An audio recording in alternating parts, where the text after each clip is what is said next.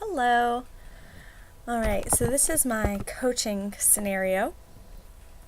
My play was Dancing at Lughnasa by Brian Friel, and it's in an Irish dialect, mostly. There is one character in the play who does not have an Irish dialect, and he speaks in a Welsh dialect. My ensemble is community theater with 3.5 months of rehearsal process, evening rehearsals with working adults, and one 3-hour workshop. It's basically a play about these 5 sisters who are living in this one cottage. They don't have a whole lot of money, so they are on the lower end of the spectrum. They don't have a lot. The one, Christine, she has a son out of wedlock with Jerry Evans. Jerry Evans is the one who has a Welsh accent, and he's quite charming throughout the entire thing. Makes random appearances, makes all these promises to Chris and Michael. Michael is the one who's actually narrating the story because this is a memory play.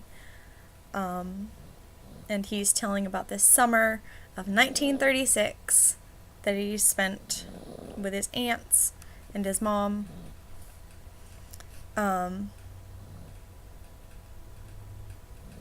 Yeah, so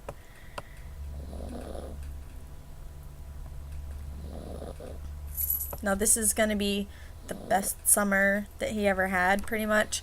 He doesn't really play a huge role in it, surprisingly, but a lot of events do happen. So it's really interesting, actually. I'd never read this play before. The characters are Maggie Mundy, Kate Mundy, Agnes Mundy, Rose Mundy, and Christina Mundy. Those are the sisters. Rose is simple-minded, so she's obviously special needs. I didn't really understand that at the first part of the play, but I caught on to that a little bit later. Kate is the oldest. She is a school teacher, and the effects of her losing her job later, it does show that in the play. Then there's also Father Jack Mundy, and he was a Catholic priest, and he was a missionary, and he's been working in Africa for 25 years. He's got malaria, and he just came home. He has actually lost his accent. It's very, very scarce. So he's been in Africa so long, he doesn't really have much of an accent anymore. He's actually lost his faith, as you see, as the play goes on.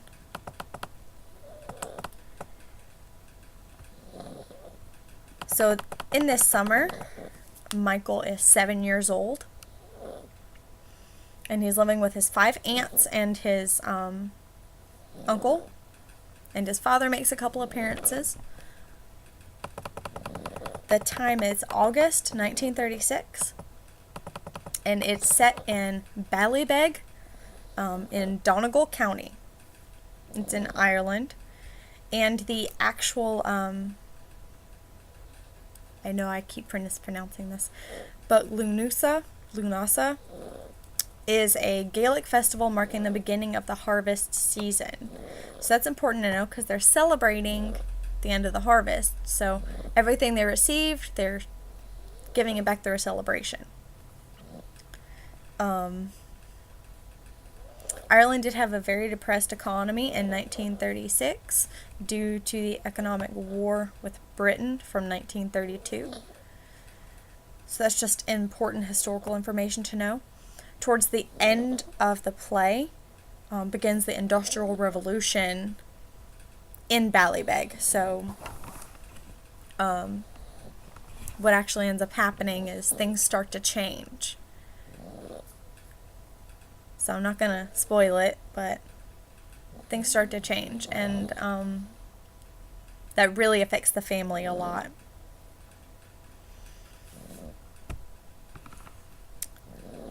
Another important thing to remember is the Irish War, or the Independence War, or Anglo-Irish War, whatever you want to call it. That's actually referenced in this play.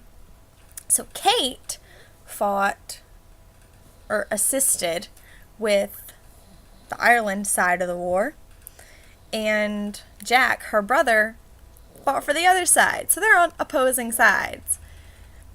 So that's a really sensitive subject for Kate, and she makes a comment like not to talk about it. Just gives you more of a point of reference as to their ages. I think Kate's the oldest, and she's in her 30s. She might be closer to 40.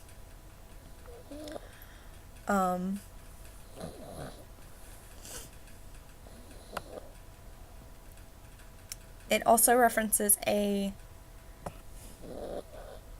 pronounce this either, Ceili, it's Ceili band. And it's composed of 10 instruments, and that's what they listen to on their wireless set. So it's their radio, and it's a Marconi radio, so that's really important to know that the wireless radio set, and the music plays a huge role in this whole play, because when the music is playing, real life doesn't seem to take as much of a toll on them.